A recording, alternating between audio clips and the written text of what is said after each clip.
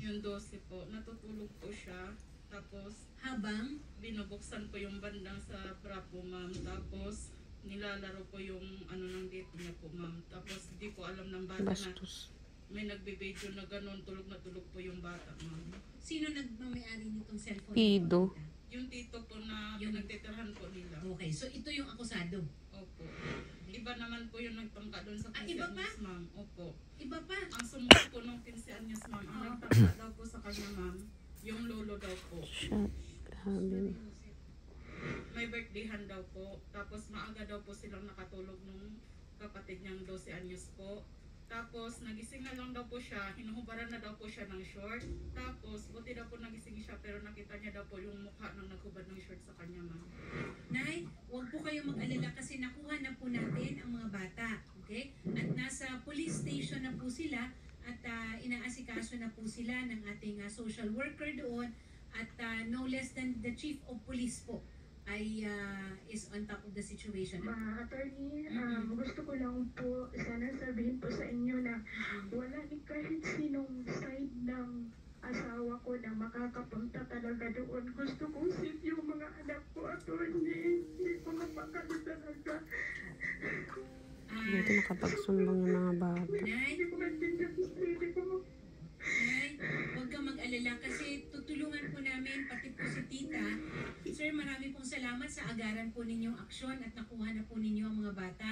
Sir, pwede niyo po ba kaming bigyan ng update? And nasa magandang sitwasyon naman po, ma'am. Okay. Pati yung kapatid, yung dalawang kapatid po yung ginawa namin, yung panganay. Yung panganay.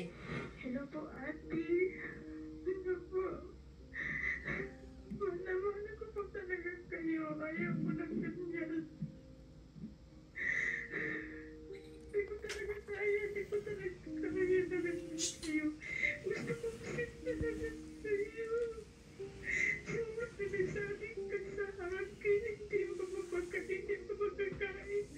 Hindi ko kapapalagan ngayon. Sakit sa sakit ang ginawa nila sa inyo. Bakit kitikin mo?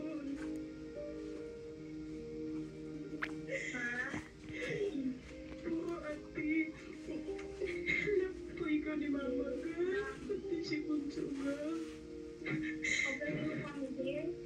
Alam namin sa pinaka. Opo na. Basta na kung gusto ko safe kayo na. Alam ko talaga kayo.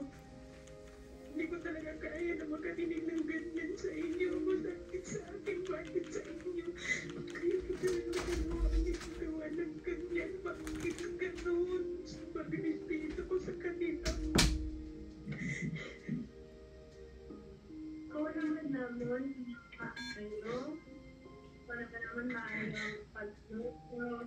Kasi nga naman kami kahit naman nagigilog tayo sa doon na panahon. Kaya nagigilog kami dito. Siguro ang pita na ako. Bayaran naman siguro. Anak, sarap po ikaw talaga ni Mama na ipaglaban ko na kahit saan man mapunta na. Ipaglaban ko, hindi ako atras na. Kasi yan, dalawa pa kayong ginagawa ng ganyan. Bakit ganun? Sobrang respeto ko sa kanila. Pinagtiwala pa kayo sa kanila na.